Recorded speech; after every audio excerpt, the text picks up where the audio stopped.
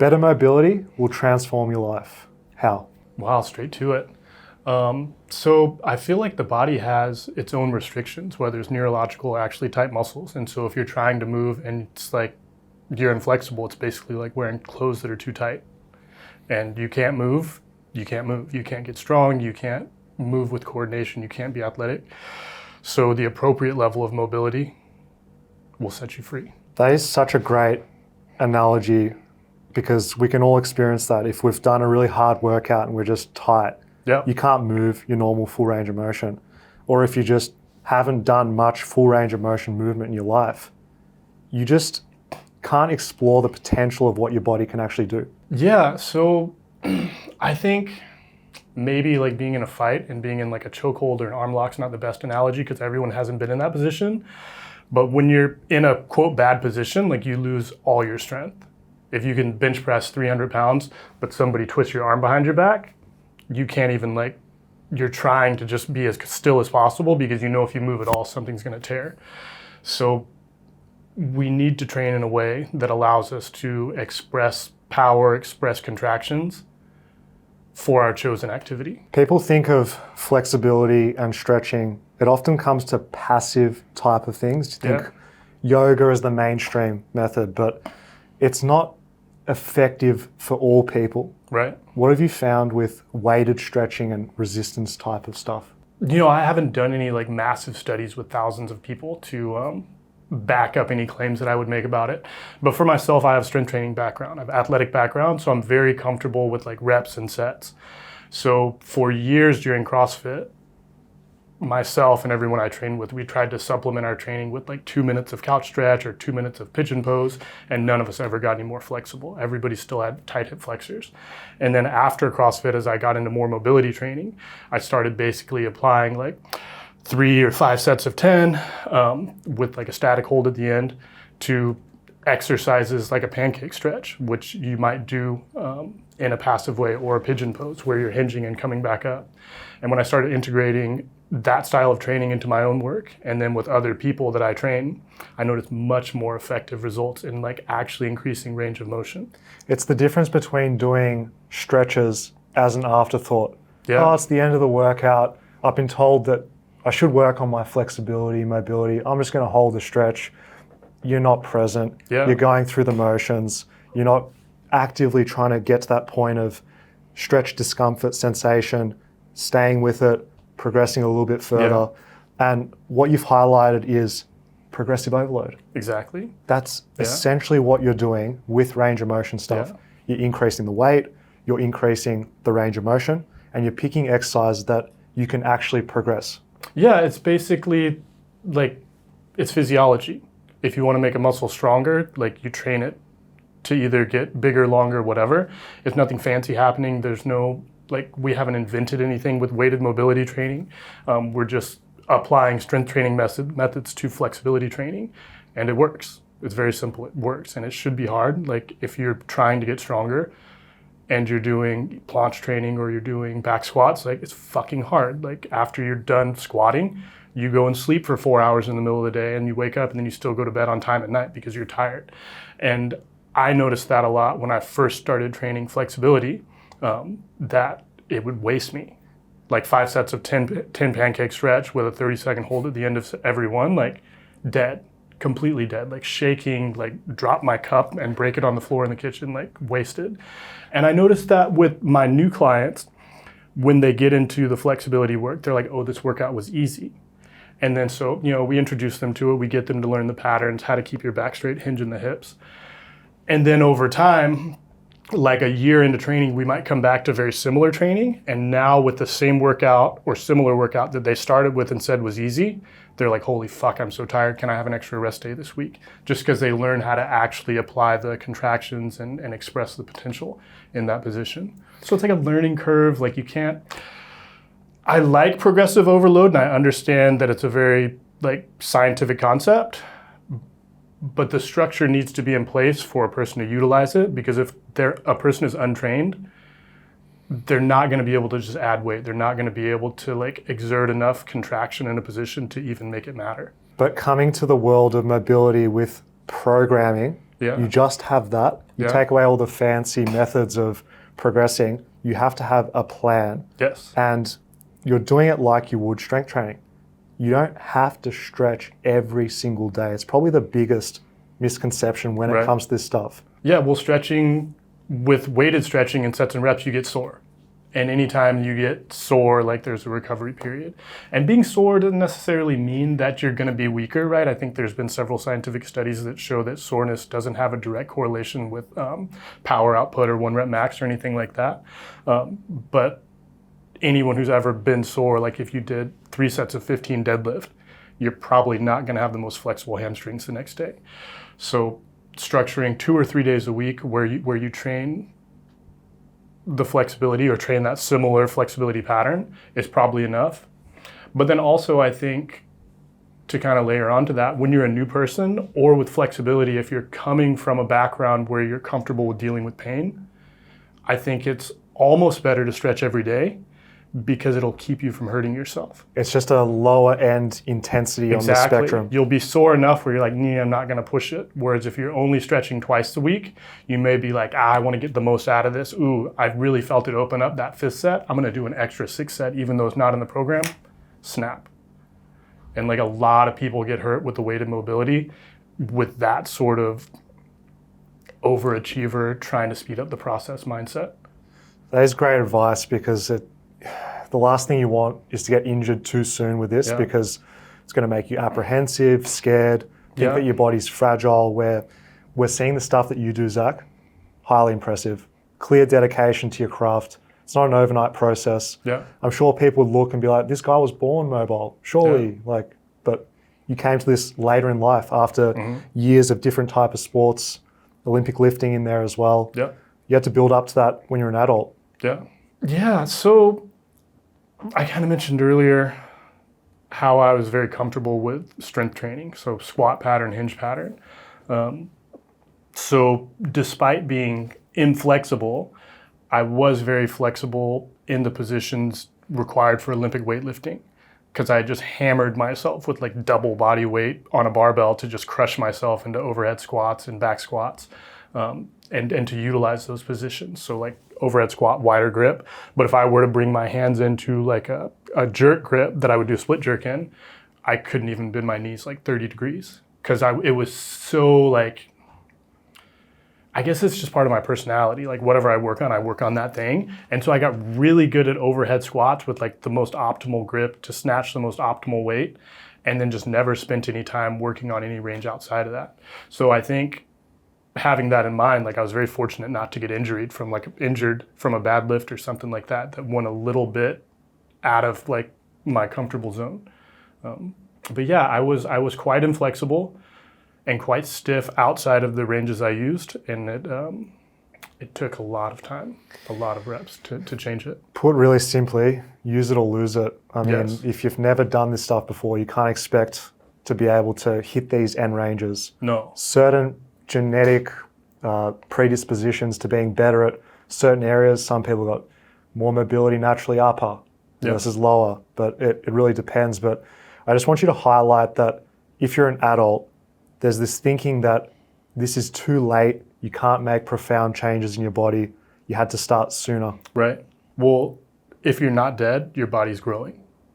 Mic drop right there. Yeah, it's people say once you reach this age, you start experiencing decline, et cetera, but like your body's growing back until you die. It's growing back at a slower rate, and like fast twitch muscle fibers maybe start to deteriorate, so you're not going to be like sprinting and doing a ton of backflips when you're 80 years old, most likely. There's no 50-year-old NBA players. Yeah, but like there's so many factors, right? Like if you've never stretched before, you have an incredible amount of potential no matter what age you are, because you haven't come anywhere near your genetic ceiling.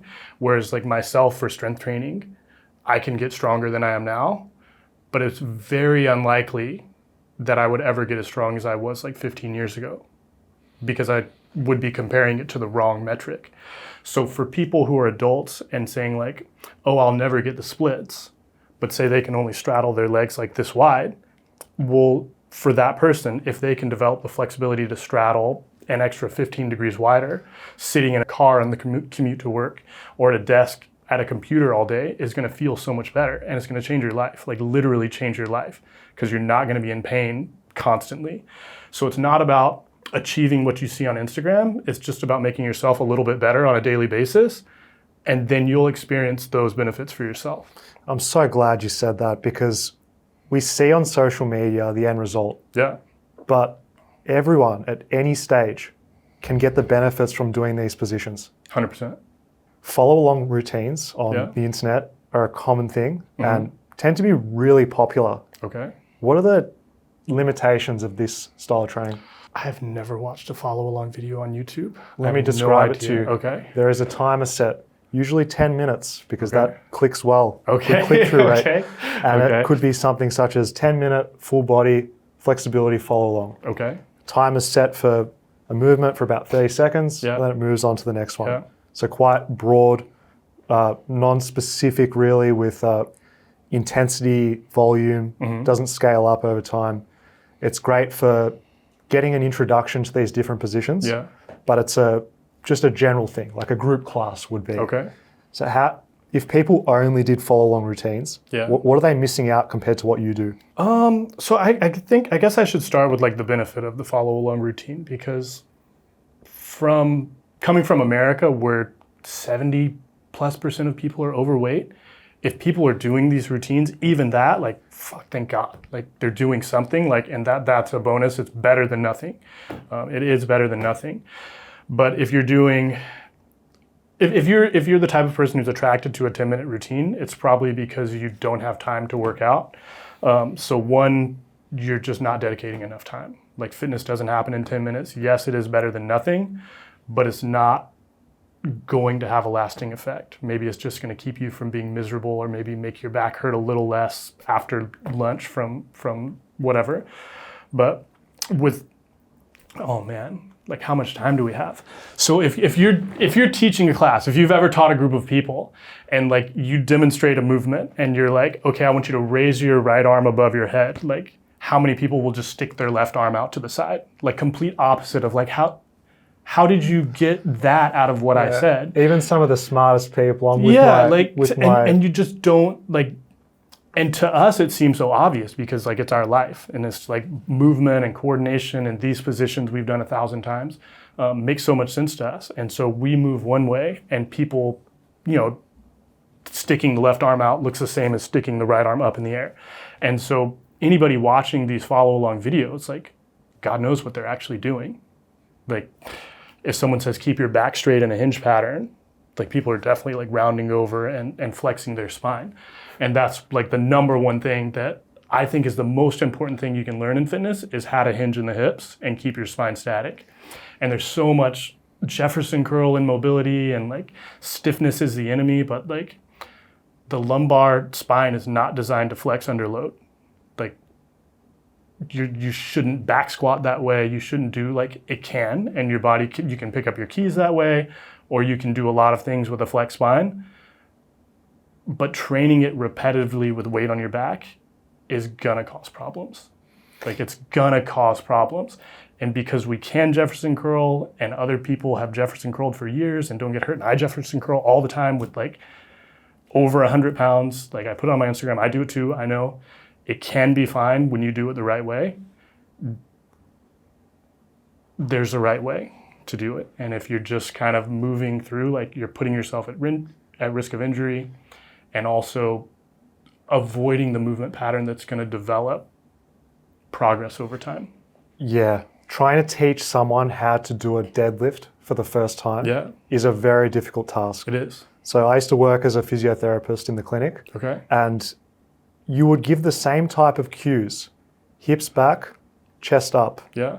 Try and keep a consistent knee angle if you're doing an RDL or something. Yeah. You would see every type of variation: going forward, squatting down, not keeping an actual hinge, rounding over the spine. And if you've been just watching a follow-along tutorial as an example, you're not going to be able to understand all of those different cues through there. But just on the topic of round back deadlift, bad for your spine and stuff, I think if you're tasked with lifting the heaviest amount of weight, you're going to use a hip hinge. Yeah. There's a reason why in powerlifting competitions, they tend to strive for that flat back hinge posture. Yeah. When they're lifting 1RMs, they might start bending, but Right. the intention is Right. there to do that. And they're a power lifter in a competition lifting a 1 rep max. It's a competition. Exactly. It's not for health. Like, they're aware of the risk. They understand like shit can happen. Yeah. And high level power lifters have tons of injuries. As well, yeah. They have tons of injuries, right? They're strong as fuck, but like this is reality. But limiting yourself to only a hip hinge, you only do deadlifts, perfectly straight back, you are missing out on something. Agree. That's why Agreed. doing some type of round back movement, lightweight Jefferson curl, Yeah. some other bent spine. Rotational work. Rotation. Side yeah, bending. Yeah. Like if your body has so many capabilities, and if you don't use one, it's like putting yourself in a cast. So anyone who's broken their arm 100%. as a kid, they know when that cast comes off, the arm is skinny, it's stiff, it's weak, and the other arm, so if you break your good arm, all of a sudden your weak arm is now the strong arm. So we need to use these ranges, but if you've never used them before, you probably shouldn't use them in the way that you see me or someone else on Instagram using them with holding 2 kettlebells or something like that. Yeah, getting out of that forward to back plane of motion, which is just where we spend all our time. Yes. If you're in a gym culture, Yeah. everything you do is here. Yeah. The thought of rotating, side bending, doing some type of unilateral exercise where you get some rotation, if it's the upper body, Yeah. lower body. Even jogging will make people's back hurt because they're so stiff. Yeah, and just that little bit of rotation required to jog is like debilitating for people. This episode is sponsored by Fitness FAQs. Learn how to master calisthenics with the best bodyweight workouts. Use the coupon code podcast20 at checkout to get 20% off when shopping at Fitness FAQs. Hurry, take advantage of this discount and enjoy the progress. People getting into mobility training, Yes. what are some of the mistakes you see people make that are wasting them a bit of time and effort? Doing follow along videos. We've got him. Now Zach Doing follow-along. knows. Now Zach knows what a follow along is. He hates it. I think Not having a structure, just doing random stuff. that's it. That's it, is not having a structure and then not getting some type of coaching from somebody. Like, you need to find whoever is local to you, whoever you can afford on the internet, and pay them to like take a look at 5 or 10 of the exercises you're using and make sure you're doing them right. And like with mobility, you're trying to stretch a specific thing. So if you're trying to stretch your hamstring, and we can just stay on this hinge pattern because it's easy. If you're trying to stretch your hamstring, but you're just rounding the spine back and forth, the hamstring's not stretching. And so you might think you gain range of motion because you start off and you can bend to here, and then you can bend to there, but the hamstring is never lengthened. So then you go try to do press to handstand and you still can't do it and you don't understand why. And so I think moving the right way is as important as following a structure.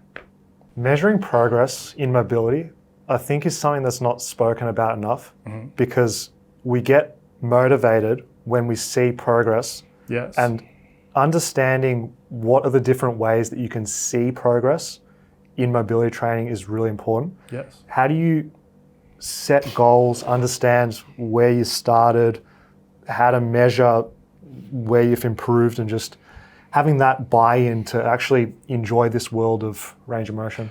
Yeah, I think there's a couple ways to do it. There's some really good apps where you can see like the degrees and the angles in your movement, stuff like that. I don't use anything like that personally. I got into mobility work because I like handstands, and so I wanted to do a nicer handstand. So when I film my handstand and I'm looking at my technique, as I see my line get straighter, that's very evident to me that the mobility work is paying off. When I do my press to handstand and I see that I can start with my hands closer to my feet, I don't have to lean as far forward, the technical elements of the press are cleaner, then I know the flexibility work is paying off. When I can finally do a Stalder press, it's very obvious, like, okay, all this pancake work has paid off. It's tough because I agree 100% with that answer, but it's so hard to convey that 100%. in words because it's not a 1 out of 10, 2 out of 10, easily measurable, Yeah. black and white. It's like Right. sport, win-loss. With this, it's a feeling, a sensation. It's a bit more just out there. I agree. You've got to just be present with that, understand what's happening in your actual session. Yeah. Marrying that up with filming yourself on the exercise that you do. You compare a butcher's block day 1 to 2 months later. Yeah. You compare a long lunge day 1 to day Yeah. 60. to yourself. That's really important. And something like a long lunge is if you just put a tape measure on the ground, right, you can just measure the distance. And that's pretty easy to be like, oh, my stance is 10 centimeters longer than it was 3 months ago. And I can hold it longer. I guess I got better. So, yeah, some stuff lends itself to easier measurement than others, for sure. But not everything needs to be measured to make You it can get caught up tangible. in it. Yeah, you can get caught up in it and become obsessed over that, and then it becomes, similar to people who get like body dysmorphia and can never get jacked enough or whatever. Like you can never get flexible enough. Like contortionists who are like, oh, I'm so tight, and like they're doing over splits, and it's like tight for you, but like maybe like I think you're okay. The average Joe is getting into a couch stretch and their knee is 20 centimeters away from the walls. Yeah. I can't even get upright. Just shut up, contortionist. Yeah, exactly. You've spoken about moving with intention. Yeah. It is so important for this stuff, because then you're going to miss everything that we've spoken about, because you can do the sets and reps, you can tick it off on paper. I've done my sets of 10 and I've done my hold afterwards. There's a difference between that and then just being in the moment with this mobility stuff and auto-regulating as necessary. Otherwise, you're just going to miss it. Exactly. If you don't understand why you're doing a movement, it's very hard to do it correctly. It's just kind of like shooting in the dark. And when stuff is new, there's an adaptation period where you kind of need to develop the body awareness and you need to spend the time. People who are coming from a non-athletic background and getting into these, especially body weight training, because it's so much about positioning and feel and understanding how to create the contraction voluntarily. Whereas if you lay on your back with dumbbells and it's a bench press, like, oh, you just push them up, like you can watch them, like that's a much more simple process. But understanding how to maintain protraction when you lean forward is very not natural for people, or at least I found it's very unnatural from teaching people. Like it's not an intuitive thing.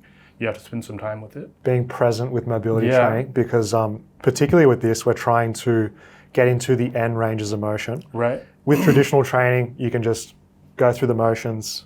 If you're doing bodybuilding, you might slow down. If you're doing pure strength stuff, it's a bit more explosive and intent to try and move the most weight.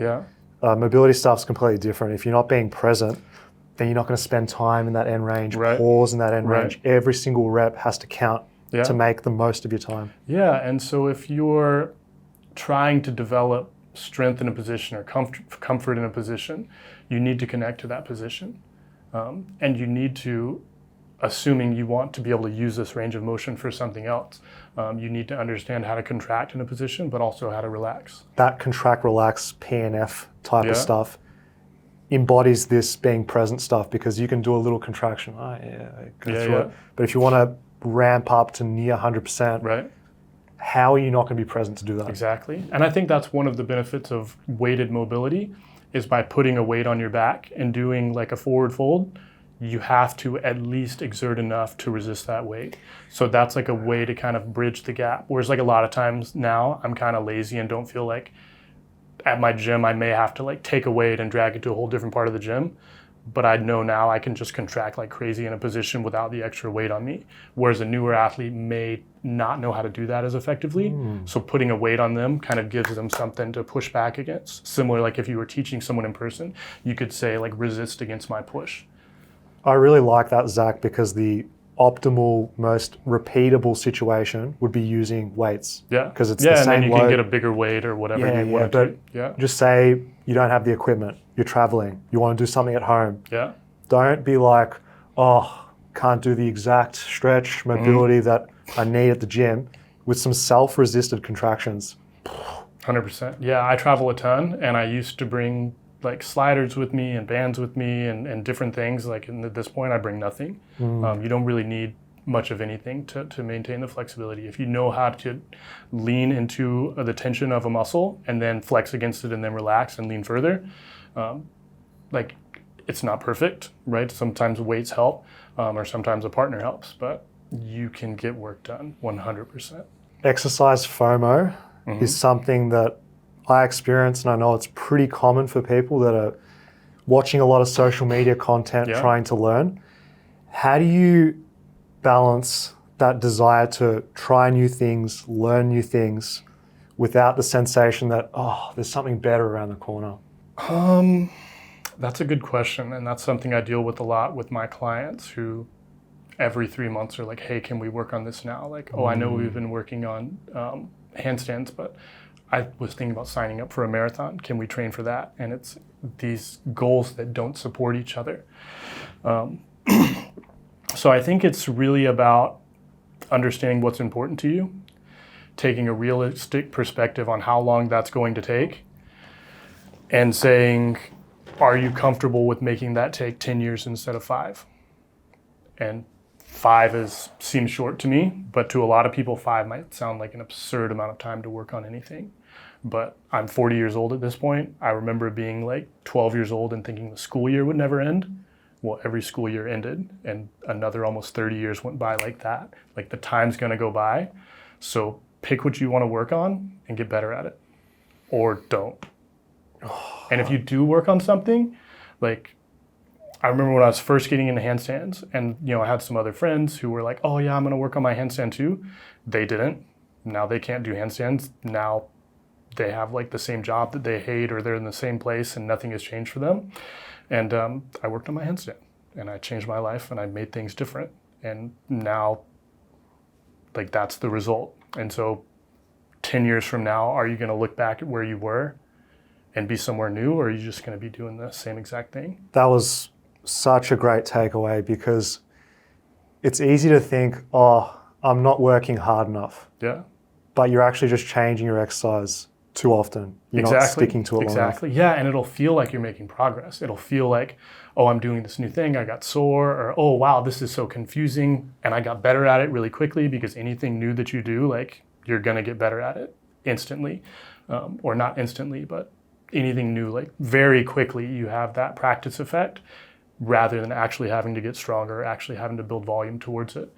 And so that's a way of procrastination, that the same way people like love being busy, but they don't ever actually get anything done because they're always doing 1,000 different things.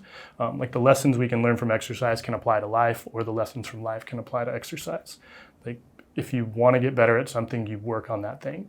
And it's really that simple. So you know what you want to improve, what area of the body it is. You pick an exercise that can be progressed, feels comfortable for your body, I think is a key thing to include there as well. Yeah. How long, give or take, time frame, do you like seeing people stick to the same exercise for the same goal? The same exercise? Oh, wow. I guess that would depend on a lot of factors. So if you're doing dumbbell external rotation because your shoulder hurts, and you do it for 6 months and your shoulder still hurts, you should probably do something else. It's probably not working. If you're an Olympic weightlifter and you're trying to figure out how to not back squat, well, you're gonna need to back squat the entire time you're an Olympic weightlifter. If that's like a 10 or 15 year career, like, back squat's gonna be part of every single program you do unless you're injured. So it really depends. Like, if you wanna do handstands, fortunately, there's like 10,000 different shapes or drills you can do. They all look the same to people who don't do handstands, but when you do handstands, you're like, oh no, this is very slightly different. Now I have the weight here in my hand instead of here. But I think learning not to ask that question as an athlete and just do what works is probably like the best perspective to learn to have. If it's not broke, don't fix it. Exactly. Yeah. If something's working, use it. Yeah. I think people get bored during training, but I can't relate to that. I just don't. Training is not entertainment. If you want training to be fun, go do a group class. Follow along routine. Yeah, go do a follow along routine. If you want to break up the monotony, like, jump in on your buddy's workout for the day. But when you're doing your workout, just do your workout, because that's what's going to make you better. And if you don't believe it's going to make you better, like, go hire a different coach, or whatever routine you're in, question it and analyze your goals and why you have them. But if you're bored and you're using that as an excuse to not continue, like, just don't be mad when you don't get better. The strongest, most flexible people that I've ever seen Yeah. all embody that. They do the Yeah. same thing, try and make it harder, constrain the variables, keep it consistent, boring, not sexy, repetitive, Exactly. again and Exactly. again and again and Exactly. again. And yeah, you just compare it to the people that don't make progress, the complete Yeah, opposite. yeah. But there's a big spectrum in the middle, right? Like some people might say I sound harsh when I'm saying like you're not going to get better, but you can get quite a bit better without becoming an Olympic athlete. So if you look at these Olympic athletes, they're not happy. Like suicide rates of people after the Olympics is much higher than the general population. They're not happy. So achieving these ultimate levels of fitness, while it does require a certain level of commitment, and I can say, if you don't commit that way, you're not going to get that result. Those results don't come without a price. So do you really want those results is one thing. So are you happy with 50% of the way and a social life? And I think that's an okay thing. And it doesn't, like if I go on Instagram and say that, it's going to get 10% of the likes that I would normally get if I just did like the splits with a weight on my back. But that's also reality of choosing the level that you want to commit to and growing comfortable with that. That's the beauty of long form podcasts. You can get into the context, the nuance, the substance, and this is the real stuff that is actually happening in the trenches with people as well. With doing the repetitive, boring thing and just same exercise for months, years, you get stronger at it. What I do find is you build up that foundation where you can do a lot of stuff with your body. 100%. Whereas if you just chase novelty and variety, you're not going to be able to go in and do stuff. Case in point, you get really strong at a pull-up. You'll be able to do a front lever. Yeah. If you can pull close to your body weight, the front lever is going to be a breeze to learn with a little bit of specific training. Same thing with these range of motion movements. If you've got your front splits, your side splits, if you go and do any of these isolated drills, it's going to be so easy for you. You probably can do a backflip, right? Cartwheels, stuff like that, or like because you can move your legs and understand where you are in space, like movement is accessible. Given we know to choose an exercise that suits our goal of whatever part of the body, if you had to give a catch-all good prescription for reps plus hold time, what would be something that would be pretty good average for most people, like the median? If you do this, you'll get pretty decent 10 results. reps, 30-second hold. I say the same thing. Yeah. 10 plus 10 to 30. Yeah. Yeah. If you can do 10 reps, it's probably light enough it's not going to hurt you. But if you're a trained athlete, like 10 reps is not too many where you're going to have to make it so light that it's not effective. And it's not so heavy, it's like a 1 rep max. Exactly. It's not so light that it's endurance, it's not enough stimulus. Yeah, and then that 30-second hold, like you should be able to maintain posture actively, but relax the muscles that you're intending to stretch. So if it's so heavy that you're really gritting your teeth for that 10 and then you can't relax during the 30-second hold, then you're going to want to lighten that weight up a little bit.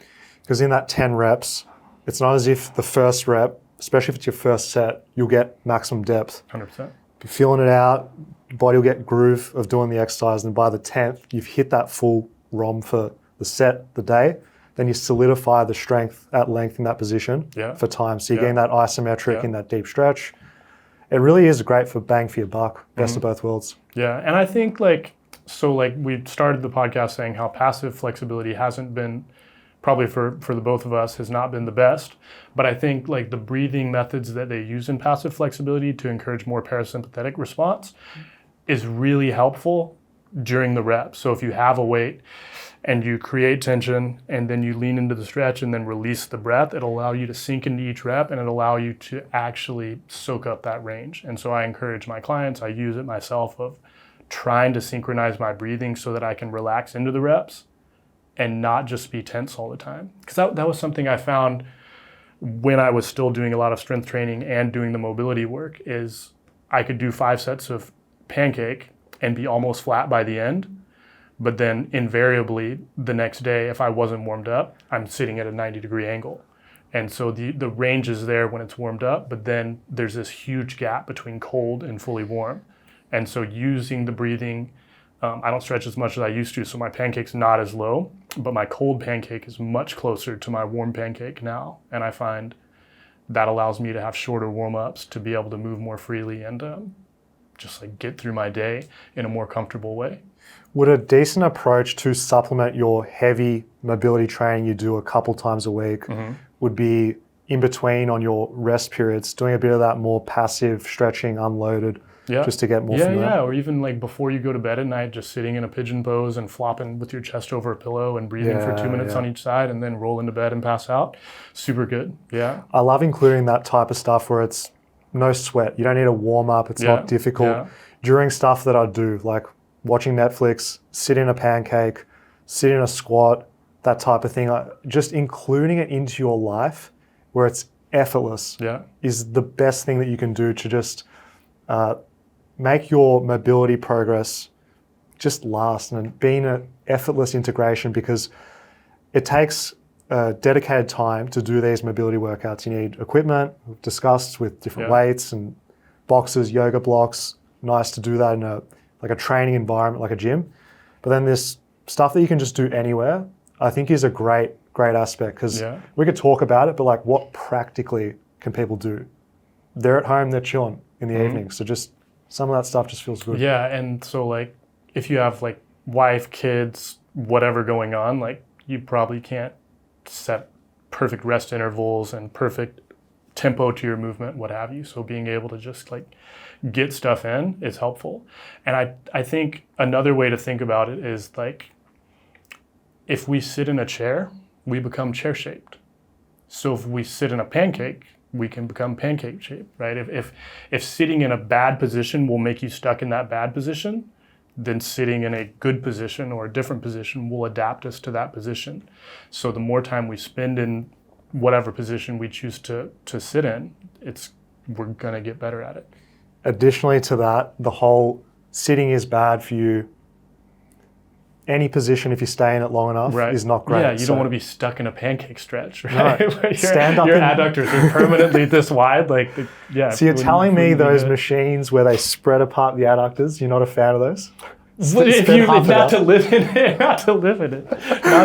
it. No. Have you heard of those experiments they do to, like, they put people in a cast essentially to increase like their ankle range of motion? Have you come across that before? Yeah, they do studies where people have just got really restricted ranges. Maybe they've got some type of medical condition. So they do a study on it. Yeah. And there is times where they force people into a position, like a cast or just prolonged stretching. Sounds torturous. So they just like bend you to this excessive range, and they've got like a device that they put in where it's like, okay, we've got you in X degrees of dorsiflexion. Okay. The next time we're going to put a bit more, a bit more.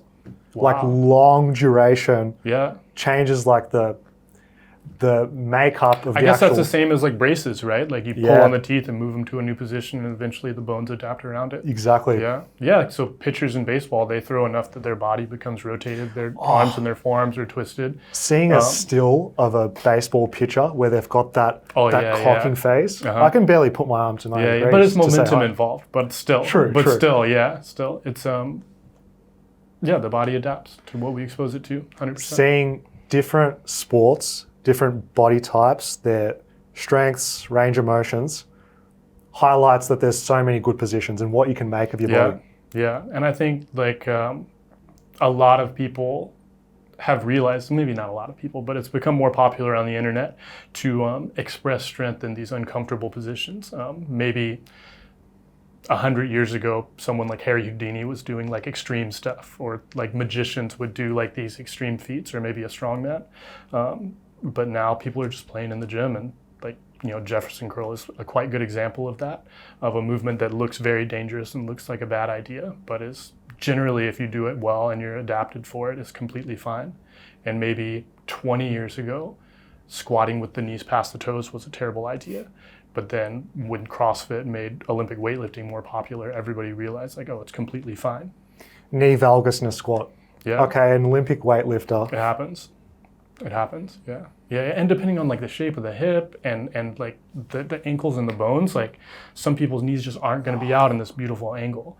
And so like, for some people, if you're like really tight and stiff and you go to a valgus knee angle and then someone kicks you, maybe bad. Like for a soccer player, right? If you're in that angle and someone comes in and slide tackles you, like of course it's bad, but yeah. It's fascinating, the flow-on effect of different limb lengths, different ranges of motion in different joints.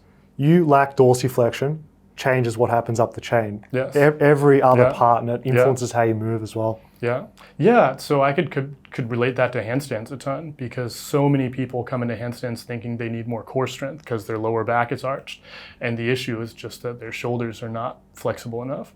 So looking at movement and kind of understanding how to triage and find what the actual problem is something that coaches need to learn, or if you're trying to train yourself, right? A lot of people like to be self-taught.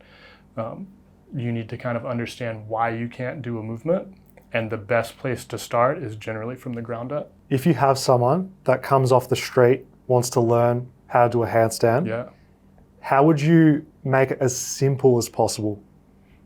First, I'd have to do some form of assessment just to make sure they can put their arms over their head. They're going to be able to get into a decent enough position. I could do that formally, or I could just put them through some warm-up movements that require them to pass through these movements and observe them kind of passively without them knowing what I'm kind of doing. But just making sure that they have a decent amount of shoulder flexion would be the first thing. From there, it's just like a progressive process, like starting a push-up, make sure they understand how to keep their elbows locked and maintain a steady push, have them pike their feet up, have them put their feet on a box. If they're comfortable, just have them kick up and either hold them or put them on a wall. And from there, I never make anything simple, at least not in my head. But so next up, we also have the kick-up component of getting into a handstand. Yeah. So the kick-up is something that some people spend a lot of time teaching, but I think it's a waste of time, because if you can't hold a handstand, like, it's a gamble every time you kick up. So I think it's much more effective to spend all of the time, and not just the vast majority, but all of the time, just doing drills where you learn to hold and working on learning to do a press to handstand. And over time, like, once you can like step off the wall and hold 30 seconds consistently, like, you'll be able to figure out how to kick up in 5 or 10 tries. Like, it'll just work. When I was a kid, like, I just learned how to kick up because I had good athletic ability and was able to hold. So like, learning to kick up was never a problem. And you find it a lot, especially with men who are stronger, even if they're inflexible, if they have like good strength and can hold, like, they can figure out how to kick up. The key thing you said is the wall. Yeah. Because people are like, I've seen a handstand in person, online. I'm just going to kick up and try it. Kick up, try. Going to the wall is the biggest hack, if there is one, for handstands, for all levels as well. It's used when you're more advanced doing press handstands, sliding up and down with the wall as a reference for your body position. But building up that capacity with your handstand against the wall just literally solves everything else. Yeah. You can hold it for a minute. Right. You think it's not going to be that difficult to hold the balance? Of course not. Right. Yeah. So that's the minute. It's a great benchmark to be able to hold on the wall. If you can't hold at least a minute, then trying to step off the wall or trying to kick up in the floor is going to use such a large percentage of your strength that it's going to be, unless you're extremely athletic and just really coordinated, which some people are, you're putting yourself at a disadvantage. It's much better to build up the endurance and the strength in a controlled setting so that you can control the reps and the sets, aka structure, like we've been talking about. And then once you have the base, then you can play with it and start getting more creative with the different positions and shapes and movements and tucks and whatever. So building up that conditioning first, don't worry about balance, aim for 60 seconds. Yeah, and the wrists are going to take a toll too. So if you kick up 50 times, like, every time you kick up, there's the momentum into the ground, the elbows are bent, so you're getting more compression in the small little bones and tendons in the wrist, and you have no idea how much of that you're getting. Whereas if you get up on the wall and you have like your best position that you get into and you do 5 sets of 10 seconds, and then in 3 weeks you're able to build up to 5 sets of 20 seconds in that same or a little better position, like, you have physiologically improved, like, and you know it. So then, spread that out over a year. Now you can do 5 sets of 60 seconds.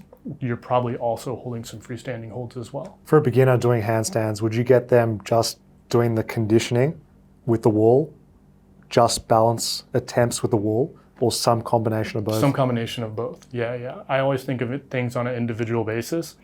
If someone has good propensity and good body awareness to like understand how to balance, then more balancing work can be a good idea, especially like with a spotter where you can control it. But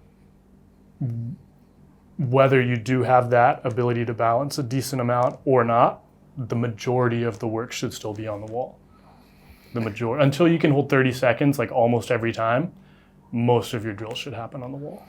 I like these prescriptions, for a lack of a better word, because there's so many ways to skin a cat. You could or could not do this and still end up doing a handstand. But it's just nice having this as a constraint, a goal that keeps you accountable and honest towards, if you can do this, your life will be so much easier. Exactly. Because the temptation is to, I see a drill, I want to do this, There's so many ways. And depending on your athletic background, you may be able to do some progressions and not others. And so you may find like you can skip one, or you may find that you do skip some and you think you're making really good progress, and then you run into like a hard wall of where you can't make progress anymore. So I think following a structure long enough to kind of understand how the body adapts will allow you, when you do want to go off program, to understand a little bit better if it's a good idea or not. Kind of know the rules in order to break the rules. Because if you just break the rules all the time, it's gambling. With the handstand, me as a case study, I'm a bit of a more muscular dude, less range of motion overhead in the shoulders. So you can understand I've got more of a banana handstand to try and get that center of mass over your base support. If your handstand isn't straight. Why do I even make videos? I don't know. No stacking. I might as well just leave. But I work hard on it. So I've done a lot to try and improve that mobility. What I experienced doing that is that I found my handstand balance was all over the place. Because I'm progressively increasing my range of motion, but my body's trying to get comfortable balancing in this new range. Have you had that experience? Yeah. So two things are happening. You're balancing a new shape, and then while you're balancing, you're trying to move yourself into the new shape at the same time, and your mind is no longer focused on balance. It's focused on the position or the change in technique, what have you. So that's two obstacles that you're dealing with, and that's a natural process. You kind of try to mediate that by doing the new shape with assistance on the wall. So like you're an advanced athlete, but if you're trying to get into this like perfect shape that feels terrible, and maybe you feel your shoulders stretching and your neck's cramping up and all of these things are happening, it might be better to just do that fully supported on the wall and feel that shape and almost revert to like the beginner where they're trying to build endurance for 60 seconds, where you want to start to make your new shape feel comfortable for 60 seconds. And then when you can make that new shape feel comfortable for 60 seconds, or maybe like move out of it and into it for 5 sets of 10 seconds each rep, then you're probably going to be able to apply it to the freestanding in a more effective way. That is world-class advice, because when I was doing heavy back bridge stuff to open up all through the anterior chain, I wasn't doing much wall stuff. And every time I'd go to balance the handstand, I can hold it, but it was a lot more shaky trying to find that balance point. But yeah, using the wall just makes so much sense, because you don't have to worry about the balance. You're just trying to have that kinesthetic awareness of, okay, I'm trying to keep the ribs down while I'm pushing up through the shoulder. That's hard enough to do under load. Don't worry about the balance. Bring it later. Especially after bridge work, especially for stronger athletes, our shoulders are going to bend after our back bends. So we're basically arching our back with less shoulder flexion than we think we are. That's the story of my life. And the shoulder flexion is what we actually need to straighten that handstand out. Chances are, we can sit in this chair, our spine is straight enough, but it's just that our arms don't go far enough overhead. So finding ways to open up the pecs and get that shoulder to move overhead, and then understand how to rotate the thorax into retroversion, is actually going to work more effectively to fully straighten the handstand out than bridge work is going to. And I think that's something that the majority of people on the internet have not figured out. I like handstand exercises where cheating is really hard to do. So my goal of getting a more optimal stacked handstand, shoulders fully open, highly effective for me is the tuck handstand against the wall. Hate it. Tuck so you don't suck. That's what I live by. I should get that tattooed on my wrist. It's helped me so much for opening the shoulders, because the pelvis is tucked, posterior pelvic tilt, no banana back possible. So I have to get that range from thoracic's got to be fully open, but more importantly, shoulder opening. So for me, that one movement has been more profound for changing me than anything else for the handstand. Yeah, I like the tuck a lot for people who are ready for it. Yeah, it's a bit later just on. like everything. It's like if a drill doesn't work for you, that's okay. Use a different one, right? And if you're ready for a drill, use it, but don't feel like, we talked about tuck drills on this podcast, so like I'm gonna go do tuck handstand, and then like, oh, it didn't work. Like there's an appropriate situation to apply these drills in, and when you find that appropriate situation, the drill is going to do what you expect it to. It's going to work effectively. Listening to your body when it whispers, not waiting for it to scream. You're taking my quotes, okay? Yeah. Oh, I'm the worst at this. So, no pain, no gain, right? That's like an old saying that I think is probably still popular now. But when you're in pain, if you're not already injured, like you're on your way to it. So I think training in a way that makes you stronger and makes you wake up the next day feeling sore in like large muscle groups, that when you warm up, that soreness goes away and then you feel good to train, is like the right kind of pain. When you wake up and like the bony parts of your body or the tiny little tendons connected to stuff are hot to the touch, or like when you reach your arm, you feel like someone stabbed you with an ice pick. Those are signs that maybe you need rest, maybe you have a muscle imbalance, maybe you need to stop eating so much sugar. Something's going on, and you should pay attention to your training and lifestyle and try to make an adjustment before that thing becomes permanent. It talks to you because even just doing daily household chores, you're reaching up to the top shelf. Ooh, my joints hurt. Yeah. I'm going to put the seatbelt on. Reaching. Oh, that feels a bit awkward. In the shower, reaching behind your back or something. If that is causing you discomfort, not the muscle type of soreness, and it's prolonged and it's not getting better, it's getting worse. This is exactly what you said with listening to your body when it whispers, not waiting for it to scream. Right. It's so key for the injury and pain stuff. Yeah. Because before we spoke about the importance of doing the basics again and again and again, consistently over time.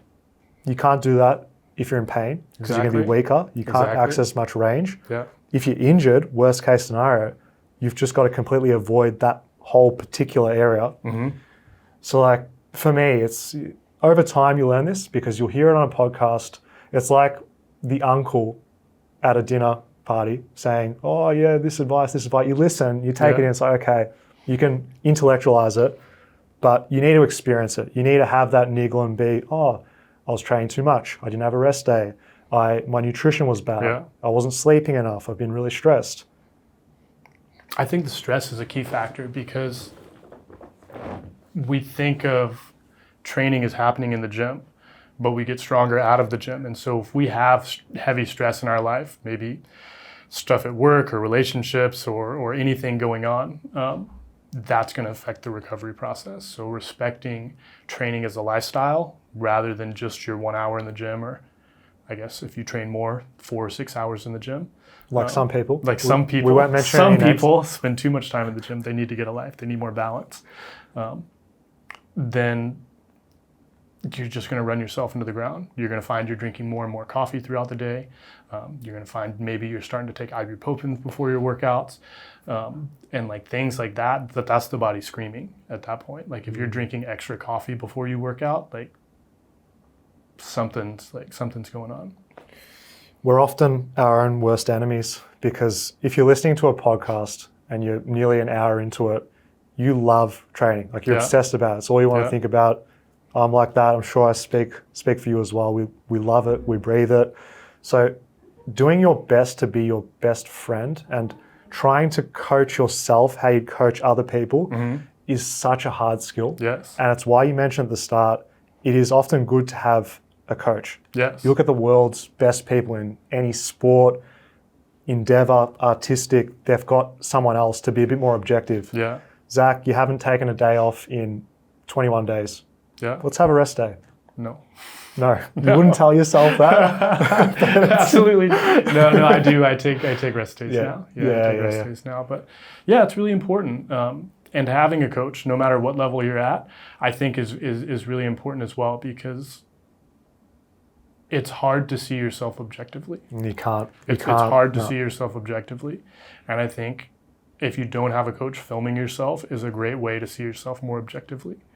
So in terms of just movement. But yeah, monitoring energy levels, structuring when you should take days off, structuring when a day should, say if you can hold a front lever for 10 seconds, maybe today you only hold it for 3 for 5 sets and that's your workout. Like, even though at the end you don't feel exhausted, you don't feel like you worked out, that stuff is easier when you let someone else tell you to do it. And then over time, maybe you can develop the ability to write that down in your program and actually follow it. Picking one style of training, just mobility, just handstands, just calisthenics, just weightlifting, leaves you with some missing pieces and weak links. How do you look at the combination of modalities? I think there's a few ways to look at it. I think if you just want to be generally healthy, I think there's enough benefits in the weight training, the calisthenics, the flexibility work, the passive world of yoga and like lighter long hold flexibility, where you can make yourself really healthy by doing everything in small doses all at once. And I think that's honestly probably like the healthiest and best long-term way to just feel good and be healthy and then not have to spend your life in the gym. I think if you want to get really good at stuff, I think it's okay to spend 2, 3, 5 years working on one thing and then transition to something else. So I played baseball until I was like 21 years old, and then I spent from after that, a couple years after that, the next like 10 or so years doing CrossFit, and then a few years doing Olympic weightlifting. So, you know, CrossFit and weightlifting together over 10 years. And then I got more into the flexibility and calisthenics work. So a lot of people say like, oh, how'd you get muscles? I see you doing this flexibility work. Like, will that make me muscular? It's definitely not how I got muscular. I got muscular by doing bench press 3 times a week after high school with my buddy Brian DeLuca. We would go there and just see how much we could bench press 3 times a week. And that's how I grew muscles. Yeah. But yeah, I think if you want to get better at everything all at once, it's probably going to take the same amount of time as it would to do one thing at a time, several years at a time. So I think whatever you're comfortable with, but just understanding that trying to condense everything and actually get better at all the things is going to demand a significant degree of time and commitment, and the progress is going to be slower and feel almost like it's not happening at all. Diminishing returns. Yeah. You make those beginner gains. If you've come from weightlifting and you do some mobility stuff, Right. you don't have to put barely any time and effort into it relative to yourself trying to Right. improve your press handstand when you've been at it for so long. Right. The other misconception is that doing it all at once is what we all do. Because they'll say, oh, you can do calisthenics, you can also lift weights, you got good range of motion, and your handstand's really good. Yeah. Didn't do it all at once. You spend a focused period doing it, and then you move on to the next thing, and just a little bit of maintenance, like Right. that minimum effective dose in all the other things that are important to you. So I think it's overestimated that you need to do 3 sets and it has to be hard on all those different movements and like whatever category it is. Yeah. Lower frequency, decent intensity, lower volume. It goes a really long way. Yeah. Like even And there's in skill one set. transfer. If you're staying athletic and you're doing high contraction, then you're probably going to be able to do high contraction in something else. Like if you're doing weighted pancakes all the time for your mobility work, like your deadlift's probably still going to be okay. It's all patterns at the end of the Yeah, day. the squat is going to suffer because you don't have that compression on the spine. That's like a more unique movement. But the deadlift is going to stay okay. How do you manage the difference between self-compassion in your training and self-sabotage? This has been something that I've had to kind of learn over the years.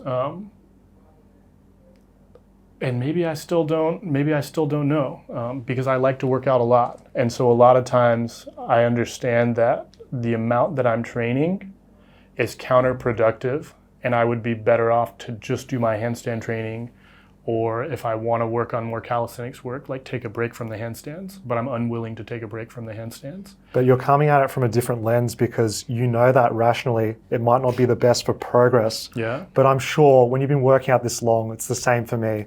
It is so much more than the PRs. Yeah. You're doing it because you like spending time and you like doing the process of the thing for what it gives you beyond that. But this question that can be to our detriment, Right. because sometimes that self-compassion allows us not to get pain, niggles, burnout, and actually enjoy the time that we are training instead of doing it so much where it is a compulsion. Yeah. Yeah, so the handstand for me can easily, like, I don't know if I'm autistic. I don't think I'm like diagnosably autistic, but maybe close. But I can get really obsessed with like wanting the position to be perfect. And I used to follow a lot of like really high level hand balancers on Instagram. I've unfollowed most of them just because I get so frustrated that my handstand doesn't look like theirs. And these are like Cirque du Soleil performers, often like women who are contortionists. And it's like, it makes no sense for me to like have any thought about why my handstand would or wouldn't look like that. It's the like, monkey brain. Yeah, It's yeah. just- But it, like, it would drive me nuts. Like, and so learning to just do my training, feel the position, kind of understand what am I working on today? Am I, trying to learn to keep my toes fully pointed so my right foot doesn't do this floppy thing that it tends to do in my one-arm handstands? And just like, if I can work on that, be like, sweet, that's good. I'm happy. And so just like, I think we talked about it earlier. It's like, why are you doing that exercise? Okay, get what you're trying to get out of that exercise and be happy. Process driven, comparing it relative to yourself. Yeah. When you do see other people's stuff, you got to really try and look at it through a lens, because it can get toxic and doom scrolling, and it's none of us are immune to it. Like, you're a really high level dude. Like, I'll look at your stuff and be like, damn, I wish I could have an open handstand, do a pancake. But it's the same thing everyone experiences watching this. Yeah. You can always compare, and there'll always be someone else better. And you'll also be better than people in a lot of ways yourself. So it's... Yeah, I think we should look at other people for inspiration. And I think like the more pumped you can be for other people, the easier you're going to be on yourself. So I think maybe I have like irrationally high expectations of myself, or maybe growing up playing sports, like the competitive mindset to try to outdo others, like is subconscious and like so deeply ingrained in me that like I have to try to win, even if I'm not consciously thinking about it. Like, if I slow down and think about it, it's like, why would I be so offended that this person's better than me? Like, very strange. Yeah, very strange. We just see the shiny object at the end, Yeah. but it's so easy for us to forget what the sacrifice is to get there. Right? Do you want to train 6 hours a day, Yeah. 7 days a week on the handstand? If you don't want to do that, you're not going to look like a circus performer. Right? And even if you do, you're still not gonna, No. because you didn't start when you were 4. And you're not training in a school where they're going to demand the level of perfection that like forces you to get to that level. For general well-being, longevity, and just enjoyment, the amount that you do, you got to be satisfied with that for yourself, because when you look at others, you're forgetting the relationship they got with their family. What are the sacrifices they got to make at the gym? Do they have are they pushing goals in their work? Right. Do they have time to do other hobbies? Right. If you're not willing to concede in all those aspects, the comparison game is pretty futile. Yeah. Look at like a Tiger Woods. Yeah, best in the world. But yeah, having a hard time outside of golf. Olympic athletes, as you said before, reach a Yeah. gold medal. You got that 1, 2, maybe 3 Olympics if you're lucky. Right? What happens afterwards? Yeah. Yeah, it's hard to, you have to do it for the right reasons. So I think if you're asking like, is it worth the sacrifice? Especially like if you're just like going to the gym after you get off work, 100% not worth the sacrifice. Don't do it. Like, train and be happy and spend time with your friends. But if you're competing in a sport where you're going to get paid, or you're going to support your family with the money you make from it, or I use this analogy like when people talk about, I guess it's been several years since like the steroid thing was a big issue in baseball, and people are saying like, oh, these cheaters, da da da da da. But if you're growing up in the Dominican Republic and you can take sauce and get $100 million contract and bring your family out of poverty, and you only get a 3-year suspension and then you can play again, put that needle in your arm. Like, I don't blame you, right? Like, so look at why you're trying to make these sacrifices and understand if there's actually a good reason. And for the vast majority of us who are not like living in the world of competitive athletics and getting paid for it, I would say no, just train and what's fun. Like for me, I don't make any sacrifices to train this much. I make sacrifices to train less than I want to. I would train 3 or 4 more hours a day if I like physically could. Like it's not a, there's no challenge for me to go to the gym. It's harder for me not to work out than it is for someone who doesn't work out to actually get themselves to go to the gym. It's got to be fun. You have to answer the question yourself. What do you want? What are you willing to do? And I unless just told you're people to take steroids, Jesus. yeah, that's Cancel a great me. one. We'll just Terrible. end it right there. Edit that out. Zach, I appreciate your time, man. Your expertise, you're helping so many people.